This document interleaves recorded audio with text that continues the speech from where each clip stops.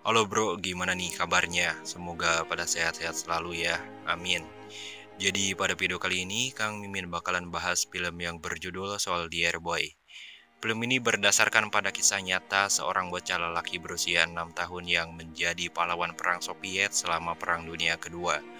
Film ini menunjukkan perjuangan perang dengan adegan mengerikan yang disaksikan bocah itu selama perang. Sergei Seryoja Aleskov kehilangan keluarganya dan anggota terakhir keluarganya yaitu bibinya yang juga ditangkap oleh Jerman. Sergei kemudian diselamatkan oleh Resimen Tentara Pengawal ke-142 dari Divisi Senapan Pengawal ke-47. Dia diadopsi oleh Komandan Unit, Komandan Kutjenov dan menjadi anggota termuda dari resimen dalam Perang Dunia Kedua. Selain dicintai oleh prajurit unit, ia membedakan dirinya dengan berbagai tindakan heroik, di mana ia mendapatkan medali For Battle Merit pada tanggal 26 April 1943. Bagaimana keseruan selanjutnya? Oke, tanpa banyak ngocok mulut di awal cerita, mending kita langsung saja ke cerita filmnya. Check it, bro.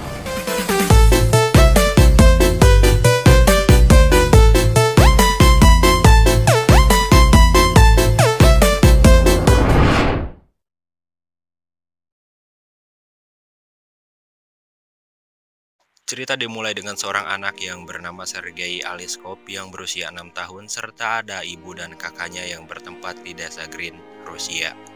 Pada saat itu tentara Jerman menyerang wilayah Rusia dengan sebuah pesawat tempur. Diketahui ayah dari Sergei telah gugur pada saat pertempuran terjadi, sedangkan kakaknya sendiri sudah tewas dibunuh oleh tentara Jerman. Setelah musim panas pada tahun 1942 telah terjadi peperangan dahsyat antara Jerman dan Rusia yang kita ketahui dengan sebutan Pertempuran Stalingrad. Pada saat itu Jerman mulai menyerang ke sebuah desa. Ibu dari Sergei melihat tentara Jerman yang sudah menyerang terlihat panik dan menyuruh Sergei untuk segera menyelamatkan diri dan kabur melewati jendela.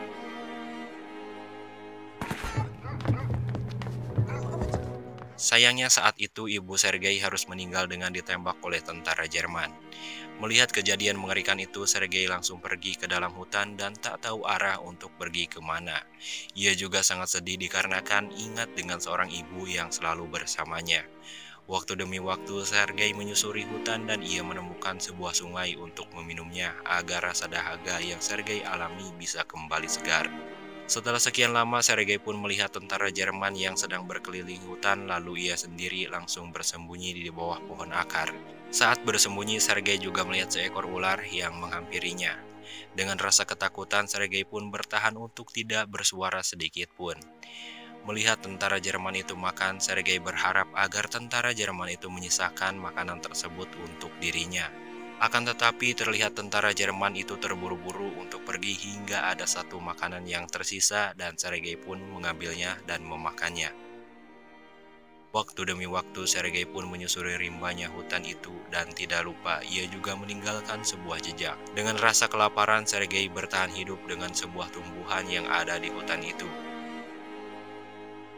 Tiba-tiba saja sebuah rudal yang meledak di dekat Sergei yang mengakibatkan Sergei tersungkur dan mengalami kesakitan hampir pingsan. Dengan kondisi yang tak mengenakan itu, Sergei pun berusaha berjalan dan ia mendengar suara burung yang sangat ramai. Mendengar suara itu, Sergei pun segera untuk berjalan dengan rasa ketakutannya. Tak lama ia pun tidur dan bermimpi di saat bersama ibu dan kakaknya dengan rasa bahagia. Di pagi harinya, Sergei pun terbangun dan tak berdaya dikarenakan ia sangat mengalami kelaparan.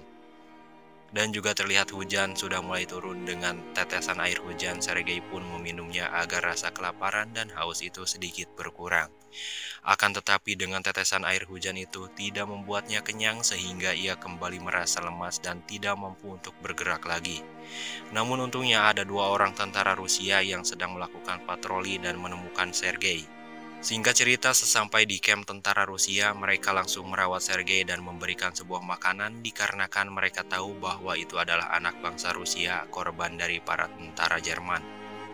Sergei juga dibawa ke sebuah kamp tempat perawatan tentara yang terluka dan ia dirawat oleh seorang wanita yang bernama Katia. Di situ juga Katia selalu menghibur Sergei agar selalu ceria. Di dalam tempat perawatan itu, Sergei juga melihat para tentara yang terluka bahkan gugur di medan perang. Melihat itu, Sergei pun kepingin membantu para korban yang terluka itu. Katia juga mengingatkan Sergei agar selalu tangguh dalam menghadapi segala hal rintangan.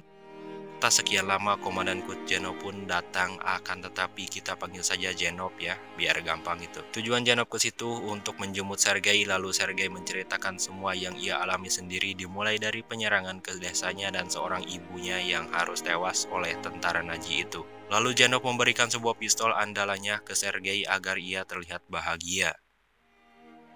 Katia juga mengatakan bahwa ia akan mengurus Sergei dengan baik. Tapi Katia juga terlihat sama Komandan Zenov, tetapi sifat Zenov yang begitu dingin. Tapi juga ia punya rasa kepada Katia, akan tetapi tidak mengungkapkannya. Tentara lain juga ada yang menjenguk Sergei dan memberikan sebuah teropong untuknya agar ia semangat lagi dengan keadaan sebagai pejuang. Singkat cerita, di keesokan harinya tentara Jerman kembali menyerang, akan tetapi tentara Rusia bisa membalikkan tentara Jerman untuk mundur.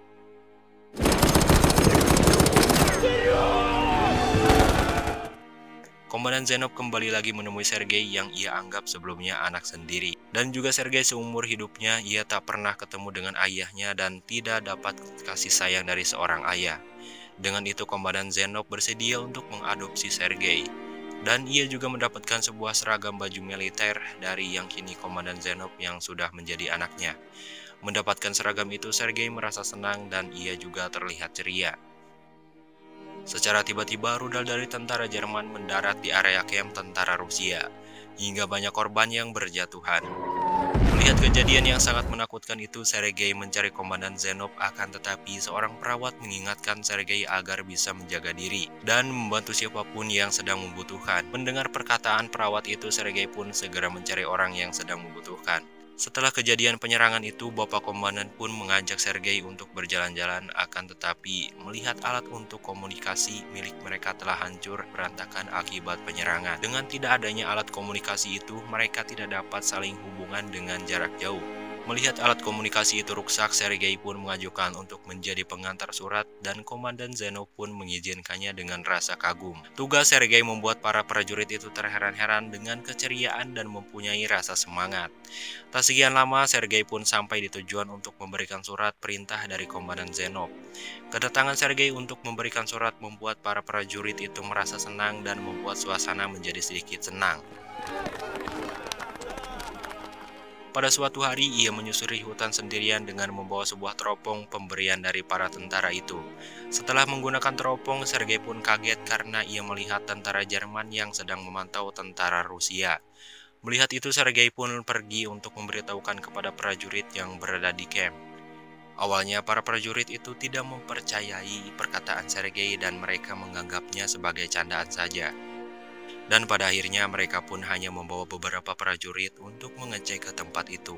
Melihat tentara Jerman, mereka pun baru mempercayai kalau perkataan Sergei itu benar. Dan mereka berhasil menangkap mata-mata Jerman itu dengan baik. Sergei juga menemukan alat telekomunikasi. Di camp, Sergei mendapatkan apresiasi dari Bapak Komandan dan para prajurit lainnya. Di keesokan harinya, tentara Jerman kembali menyerang dengan jumlah yang sangat banyak dan menyerang dengan sepenuhnya. Sergei yang sedang mengirimkan suratnya, ia harus terhambat oleh serangan tentara Jerman itu. Dan ada salah satu prajurit yang mengingatkan kepada Sergei bahwa situasi ini sangat membahayakan baginya dan menyuruh untuk kembali lagi ke camp. Saat Bapak Komandan Zenov sedang memantau keadaan dan akan berkomunikasi, ia tidak bisa berkomunikasi dengan prajurit lainnya dikarenakan kabelnya terputus, mengakibatkan pasukan Komandan Zenov harus terkepung dengan serangan Jerman. Mendengar kabel komunikasi itu terputus, Sergei kembali lagi ke pertempuran dan mencari kabel yang terputus. Di saat ketemu kabel yang terputus, Sergei pun meminta arahan dari seorang prajurit yang sudah tak berdaya, sehingga komunikasi itu berjalan lagi dengan baik berkat perjuangan Sergei. Pada keesokan harinya mereka langsung menemui rakyat yang sedang terluka. Akan tetapi saat di perjalanan mereka dikejutkan lagi dengan serangan bom dari tentara Jerman. Untungnya saja Bapak Komandan dan Sergei selamat. Bapak Komandan pun yang melihat kejadian di sebuah pendesaan merasa khawatir dengan para rakyatnya yang semakin diserang oleh tentara Jerman. Di malam harinya, Pak Komandan mengajak Sergei untuk berjalan-jalan. Si Bapak Komandan berkata bahwa ia harus kuat dan tangguh untuk melawan segala hal rintangan yang terjadi. Saat obrolan itu belum selesai, tiba-tiba ada serangan kembali dengan dihujani bom. Dengan sebuah ledakan, Bapak Komandan Zenov harus terkena ledakan dan ia terhimpit oleh sebuah kayu yang sangat besar. Hingga Sergei yang badannya kecil tidak mampu untuk mengangkat pohon itu. Dan ia meminta bantuan kepada prajurit untuk membantu Bapak Komandan Zenov. Dan Bapak Zenov pun berhasil diselamatkan dan juga dirawat. Singkat cerita, di hari yang terakhir peperangan itu, tentara Rusia berhasil mengusir tentara Jerman untuk mundur dari Stalingrad. Dan Sergei mendapatkan sebuah medali for battle merit pada tanggal 26 April 1943. Dan mereka kembali dengan keadaan aman, tentram, bahagia. Sergei sendiri hidup bersama Komandan Zenov sampai ia besar dan film pun selesai. Jadi itulah rangkuman dari film Soldier Boy. Pesan moral apakah yang kalian dapatkan dari film ini? Silahkan tuliskan di kolom komentar jika kalian mendapatkan pembelajaran dari film ini. Oke, sekian aja dulu untuk video kali ini. Semoga terhibur dan dapat pesan moral dari film ini. Terima kasih sudah mampir dan wassalam.